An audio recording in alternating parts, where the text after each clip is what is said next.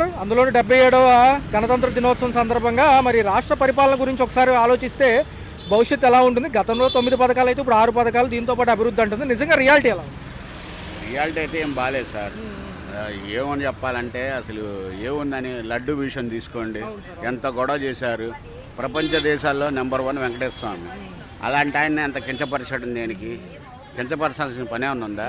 ఏదన్నా ఉంటే పూర్తి డీటెయిల్స్ తీసుకొని మాట్లాడాలా.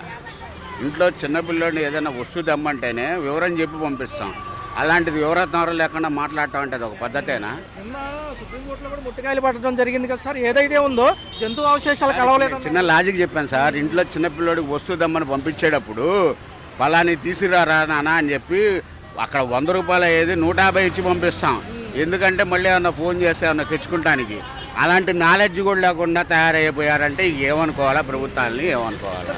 తెలియదు కదా సార్, ఎక్కడ కూడా కల్తీ అయితే నేను చెప్పేది కల్తీ లేదని తెలియదు కదా. మీరు ఏ డీటెయిల్స్ తీసుకోకుండా మాట్లాడటం దేనికి? ఏది 23 లక్షల కోట్ల ఉద్యోగాలు ఇచ్చారా?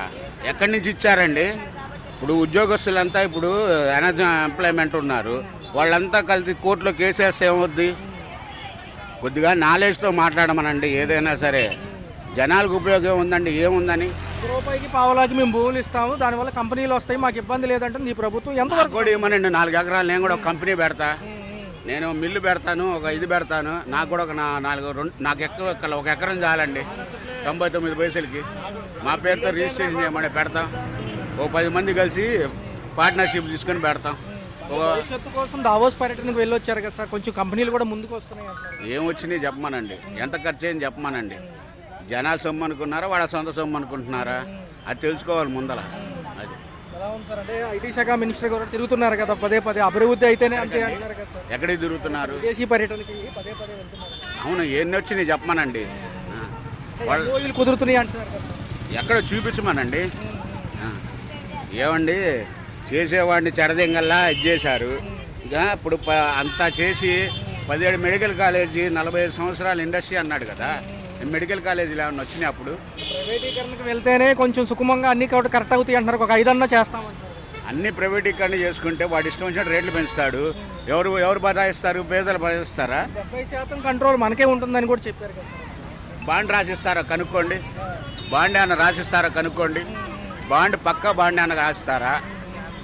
వైద్య పరికరాలు ఆ సరంజామా అంతా సమకూరదు, ప్రభుత్వాలే నిర్ణయించాలంటే కొంచెం వ్యయం అవుతాయి. వ్యయం అవుతుంది దేనికి? ప్రభుత్వాన్ని ప్రజలు అనుకుంటున్నారా లేకపోతే ప్రైవేట్ వాళ్ళు అనుకుంటున్నారా? ప్రభుత్వాన్ని ప్రజలు అనుకుంటున్నారా, ప్రైవేట్ వాళ్ళు అనుకుంటున్నారా? ఎలా ఉంటుంది సార్ మరి? ఎలా ఉండబోతుంది? ప్రజలన్నీ గమనిస్తున్నారు కదా, సంక్షేమాలు కూడా మరి ఎలా అనిపిస్తుంది? ఏమో సార్, ప్రజలైతే కనుక పిచ్చి గొర్రెలు అనుకున్నట్టుగా మాట్లాడుతున్నారు. పిచ్చి గొర్రెలు అనుకొని ఆ గొర్రెలు ఎప్పుడు ఏం చేయాలో తెలుస్తుంది వాళ్ళకి. మాజీ ముఖ్యమంత్రి గారు మరి ప్రజల్లోకి పాదయాత్రగా వస్తున్నారు.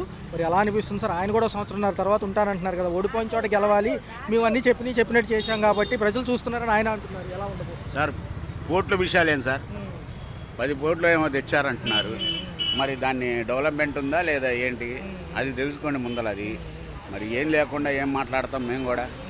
ఎందాక ముఖ్యమంత్రి గారి గురించి ఏమంటారు సార్? ఒక్క మాటలో పవన్ కళ్యాణ్ గారు కూడా ఉప ముఖ్యమంత్రి గారు సార్, మాకున్న నాలెడ్జ్ ప్రకారంగా అయితే కనుక మేము కూడా మాట్లాడలేము సార్. ఒక్క ముక్కతో చెప్పాలంటే అది.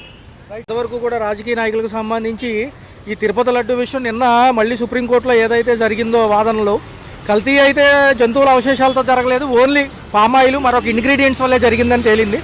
సుదీర్ఘ విచారణకు మళ్ళీ సిట్కి ఏదైతే కోర్టు తరపు నుంచి ఆదేశాలు అందాయి. ఎలా ఉండబోతుంది మరి? నిజంగా వీటి మీదే హడావుడి ఉంటుంది కానీ రాజకీయ నాయకులకి నిజంగా ప్రజల సమస్యలపైన ఫోకస్ ఉందంటారా? ఈ తిరుమల లడ్డు అంటున్నారు పదే.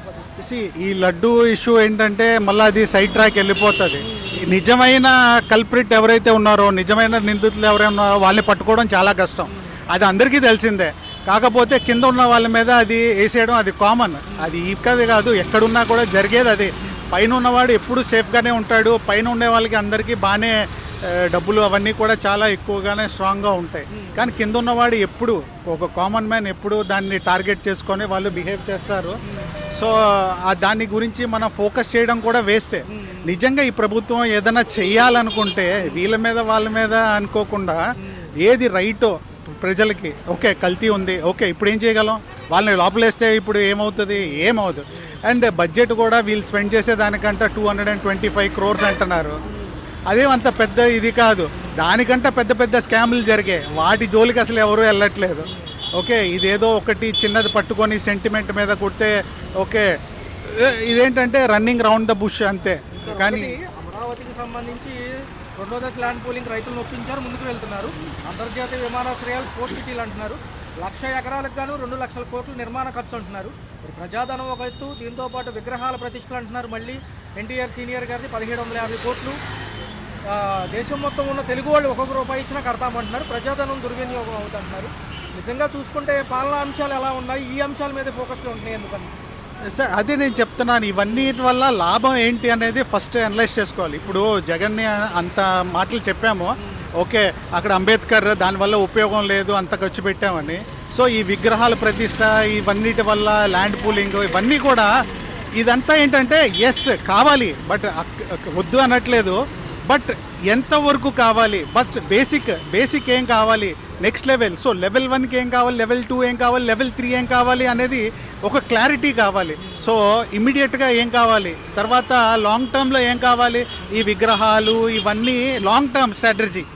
బట్ బేసిక్గా ఇప్పుడు ఇంకా ఇంత సఫరింగ్ పెట్టుకొని నువ్వు ల్యాండ్ పూలింగ్ చేశాను ఇవన్నీ చేస్తాను అంటే అవన్నీ ఏంటంటే ఆఫ్టర్ 10 years 5 years అవన్నీ చేతికి వస్తాయి. కానీ ఇప్పుడున్న జనరేషన్ ఆ లోపల ఎంత సైడ్ ట్రాక్ అయిపోతుందో అది ఎవరికి తెలియట్లేదు.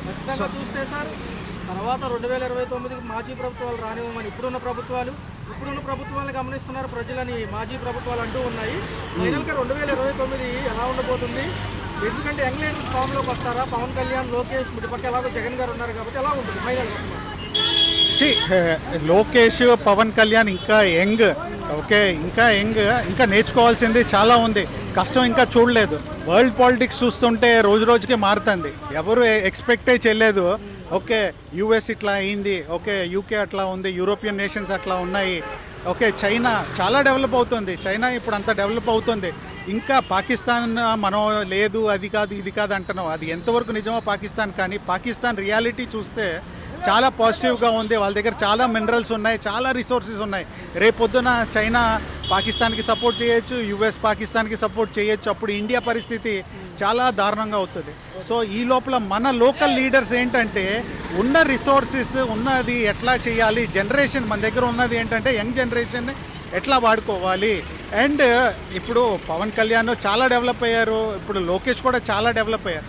కాకపోతే ఒక్కడే ఇప్పుడు ఫుట్బాల్ ఆడుతుంటే గోల్ కీపర్ నుంచి ఫ్రంట్ రన్నర్ వరకు నేనే ఉంటానని లోకేష్ అంటే చాలా మిస్ అయిపోతాం. సో ఎవరు చేయాల్సిన డ్యూటీలు వాళ్ళకి ఇచ్చి వాళ్ళని హ్యాండిల్ చేయడం, వాళ్ళకి గైడెన్స్ ఇవ్వడం, వాళ్ళని పుష్ చేయడం, వాళ్ళ ఎఫిషియన్సీ అందరూ పనిచేస్తేనే వస్తుంది. నేను ఒక్కడినే అన్నీ చేసేస్తానంటే ఏది అవ్వదు, అన్నిట్లో డిలేలు అవుతాయి, అన్నిట్లో ల్యాప్సెస్ వస్తాయి. సో పవన్ కళ్యాణ్ ఏంటంటే సైలెంట్గా ఉన్నారు ఇప్పటివరకు, ఓకే, ఆయన కూడా దిగి ఒపీనియన్ ఏదేందో అది షేర్ చేయాలి, ప్లస్ కానీ మైనస్ కానీ కరెక్ట్ కానీ రాంగ్ కానీ కొన్ని వాటికి ఆయన కూడా బ్యాక్ స్టెప్ వేస్తూ ఉన్నారు. ఇప్పుడు బిగినింగ్లో చాలా అగ్రెసివ్గా వచ్చాడు, చాలా ఎఫిషియెంట్గా, చాలామంది చాలా హోప్స్ పెట్టుకున్నారు.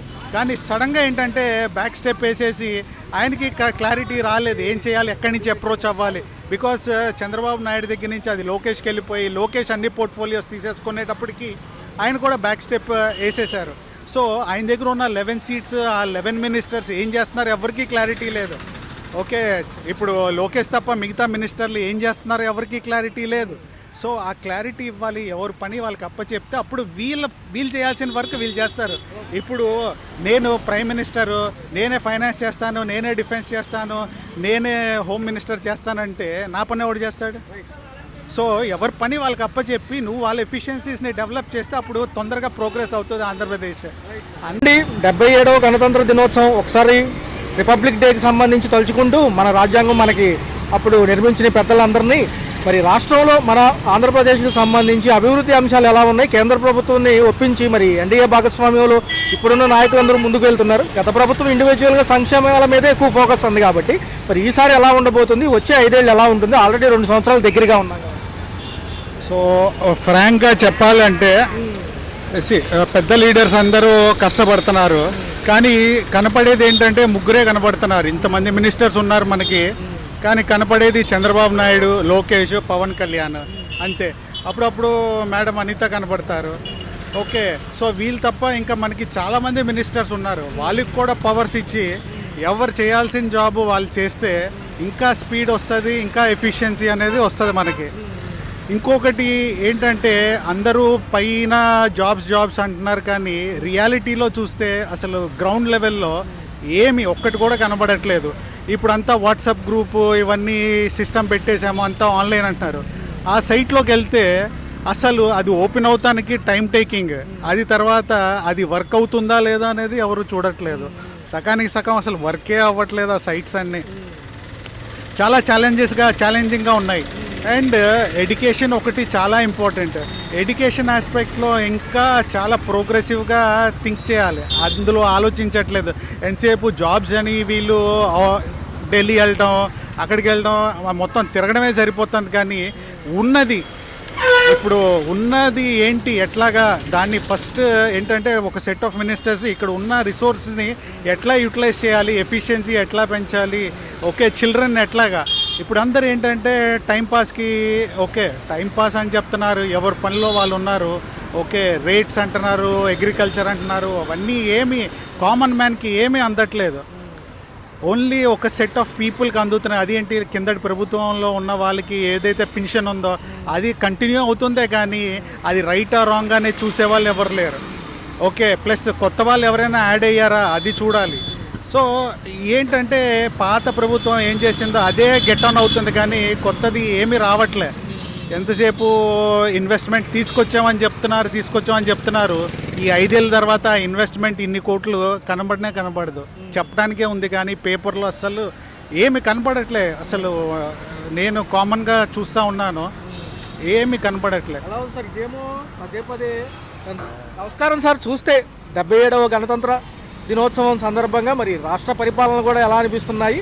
2 సంవత్సరాలు కొత్త ప్రభుత్వాలు, గత 5 ఏళ్ళు చూస్తున్నారు. అప్పుడు ఏమో సంక్షేమ పథకాలు అయితే, ఇప్పుడు అభివృద్ధితో కూడిన సంక్షేమ పథకాలు. నిజంగా సామాన్యుడికి పనులు దొరుకుతున్నాయా, పర్లేదా, కొంచెం అభివృద్ధి వైపు ఏమన్నా మనకి అడుగులు పడినట్టు కనిపిస్తున్నాయా, లేకపోతే ఓన్లీ వినిపిస్తున్నాయా?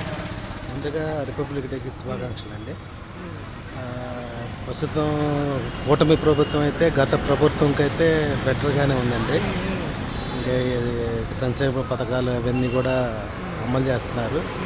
మన డిప్యూటీ సీఎం పవన్ కళ్యాణ్ గారు కొత్తగా వచ్చినా కూడా మంచి ఎక్స్పీరియన్స్ ఉన్నట్టు కూడా ఆయన పరిపాలన ఉన్నది. ప్రజెంట్ బాగానే ఉందండి.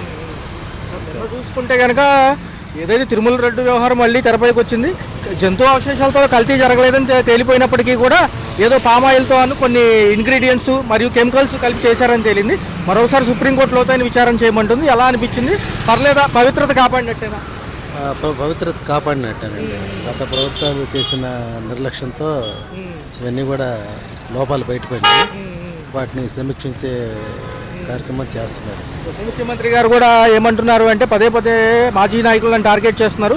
రాష్ట్రంలో ఏ చిన్న విషయం జరిగినా కానీ పవన్ కళ్యాణే మెయిన్ అంటున్నారు. కొంచెం ఏదైనా పరిపాలన అంశాల మీద దృష్టి చేసి మాజీ నాయకులు తప్పులుంటే చెప్పండి తప్ప వ్యక్తిగత టార్గెట్లు వద్దంటున్నారు. ఏమంటారు? ఆయన పైన ఏదైనా కుట్ర జరుగుతుందంటారు? అంతకుముందు కూడా అంతకుముందు గెలవనప్పుడు కూడా ఆయన మీద అభియోగాలు అనేది వేశారు సార్. అది కరెక్ట్ కాదు. అది ఆయన స్వచ్ఛమైన పాలన అందిస్తారనే ఉద్దేశంతోనే వచ్చిన్నారు. మాజీ ముఖ్యమంత్రి గారు కూడా ఇంకో సంవత్సరంన్నరలో మళ్ళీ పాదయాత్ర అంటున్నారు సార్. ఎలా ఉంటుంది? మరొకసారి ప్రజలు అన్నీ గమనిస్తున్నారు.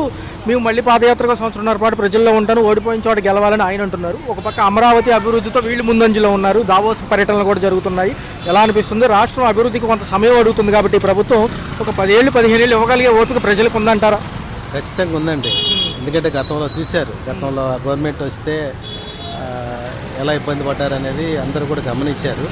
ఖచ్చితంగా ఈ కూటమి ప్రభుత్వానికి కనీసం 10-15 ఏళ్ళు అవకాశం ఇస్తేనే కానీ మన రాజధానికి అభివృద్ధి అనేది జరగదు సార్.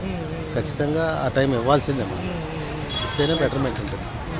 77వ గణతంత్ర దినోత్సవం మనగా రిపబ్లిక్గా ఒక రాజ్యాంగం ఏర్పరచుకున్న రోజు. మరి ఇలాగే చూసుకుంటే రాష్ట్రంలో పరిస్థితులు కూడా ఎలా అనిపిస్తున్నాయి? ఒక పక్క సంక్షేమం, ఒక పక్క అభివృద్ధి. ఈ ప్రభుత్వం అయితే గతంలో సంక్షేమమే మా అభివృద్ధి, ఆ ప్రభుత్వం ఎలా ఉంది? మొత్తం మీద ఎలా ఉంది? ఇప్పుడే బాగుంది అనుకుంటాము. ఇంకా కొంచెం చేయాల్సినట్టు చాలా ఉన్నాయి. దాని గురించి జాగ్రత్త పడి ముఖ్యమంత్రి గారు అయినా కొంచెం జాగ్రత్తగా ప్రజలను కనుక్కొని చేసుకుంటే బాగుంటుంది. విదేశీ పర్యటనలు కూడా వెళ్తున్నారు, పదే పదే కంపెనీలు అంటున్నారు. వాస్తవానికి భూములన్నీ కూడా మరి ₹1 ₹10 అనే వాదనలు కూడా వస్తున్నాయి. ఇస్తే మంచిదే, రేపు మనకే భవిష్యత్తు ఉంటుంది అంటున్నారు. వీళ్ళు ఎలా ఉంది మరి? అంటే మనకేం ఉండదు, అన్ని రాజకీయ నాయకులకే ఉంటాయి, మనకేం ఉండదు. ఏమైనా తగ్గించి ఏమైనా వస్తువులు, తినే వస్తువులు కానీ మెడిసిన్లు కానీ తగ్గించి ఇస్తే మంచిది. అందులో కూడా బడ్జెట్ రాబోతుంది సార్, మరి ఎలా ఉంటుంది అంటారు? బడ్జెట్ మనకేం తెలుస్తుందండి, వాళ్ళు చెవులు వచ్చి వాళ్ళు చెప్తాను వింటాను, అంతేనా, మనకేమీ తెలీదు. సార్ అయితే మరొక విషయం, తిరుపతి లడ్డూలో కల్తీ అవ్వలేదని నిన్న సుప్రీంకోర్టులో తీర్పు వచ్చింది. అయితే ఏమంటున్నారంటే సార్, వచ్చింది అంతా కల్తీ అంటారు. కల్తీ అయిన విధానంలో ఏమంటున్నారంటే జంతువుల కొవ్వు అవశేషాలు కలవలేదు, కానీ పామాయిల్ మరి కొన్ని కెమికల్స్ తో. పామాయిల్ అయినా తప్పే కదా, పామాయిల్ తప్పైనా జంతువులు లేకుండా పామాయిల్ వచ్చింది ఫ్రాడే కదా. మరి ఇంకా అది లేదంటే సుప్రీంకోర్టు అనవసరం. సుప్రీంకోర్టు ఏమంటుందంటే మరొకసారి సుదీర్ఘ విచారణ చేయమంటుంది సిట్ అధికారులు. ఎలా అనిపిస్తుంది? కొంచెం పర్లేదా? చేయాలి, మరి చేస్తే పర్వాలేదు, లేకుంటే ఎందుకు వేస్ట్ కదా. ఎలా ఉండిపోతుంది సార్ మరి? రాజకీయ నాయకులు తమ ఒక స్వయం లాభం కోసం ఇలాంటి విషయాలు ఎందుకు దాపెడతారంటారు? దాపెడతారంటే వాళ్ళకే తెలియదు, మనకేం తెలుస్తుంది. మన పబ్లిక్ వాళ్ళు చెప్పింది తింటా ఉండాల్సిందే, చూస్తూ ఉండాలి తప్ప వాళ్ళే తెలుసుకోవాలా. ఒక విషయం సార్, ఉప ముఖ్యమంత్రి పవన్ కళ్యాణ్ గారు పదే పదే అంటున్నారు, రాష్ట్రంలో ఏ చిన్న విషయం జరిగినా కారణం ఈయనే అన్నట్టుగా మాజీ నాయకులు అంటున్నారు. ఆ విషయం పక్కన పెట్టి పరిపాలన అంశాల మీద ఫోకస్ చేద్దాం. పరిపాలన అంశాల మీద ఫోకస్ చేయడం మంచిదే, కానీ జాగ్రత్తగా చేస్తే మంచిది. అంతే సార్, అల్టిమేట్ గా ఇటు అమరావతి ఇటు విశాఖపట్నం అభివృద్ధి అయితే ఎలా ఉండబోతుంది? ఉంటుంది, అన్నీ డెవలప్ అయితే బాగానే ఉంటుంది. అప్పులు తెస్తాండ్రు, చేస్తాండ్రు, దాన్ని డెవలప్ చేస్తే బాగానే ఉంటుంది, లేదంటే అదో గతిగా ఉంటుంది. ఆఖరి ప్రశ్న సార్, 2029కి మంచి పోటీ ఉంటుందా? యంగ్ లీడర్స్ ఎవరన్నా వస్తారా? లోకేష్ గారు, పవన్ కళ్యాణ్ గారు సీఎం బరిలో ఉండొచ్చా? ఎందుకంటే చంద్రబాబు గారు సీనియర్ కదా. అవులవులే, చెప్పలేము, అది వాళ్ళ మనోభావం, మనం చెప్పలేము. మనకేం తెలుసు, రాజకీయము అదే చెప్తే వాళ్ళు చెప్పింది మనం వింటా అన్నాం, అంతకుమించి ఏం లేదు. మాజీ ముఖ్యమంత్రి గారు మరోసారి పాదయాత్ర సంవత్సరంన్నర ముఖ్యంగానే వస్తామంటున్నారు. 3 సంవత్సరాలు మొన్న వినాలే వార్తల్లో, అది ఆయనకే తెలియాలా ఏమొస్తాడో, అసలు ఆ పార్టీ ఉంటుందో లేదో మనకు తెలియదు. హలో, తెలుగు రాజ్యం ఛానల్ చూస్తున్నారా? సామాజిక రాజకీయ జీవన చిత్రణే తెలుగు రాజ్యం. అతిశయోక్తులు, అసత్యాలు ఉండవు. రాజకీయ కోణం కాదు, ప్రజా కోణమే కొలబద్ద. తెలుగు రాజ్యం వీక్షణ మీ ఉత్తమ అభిరుచికి నిదర్శనం.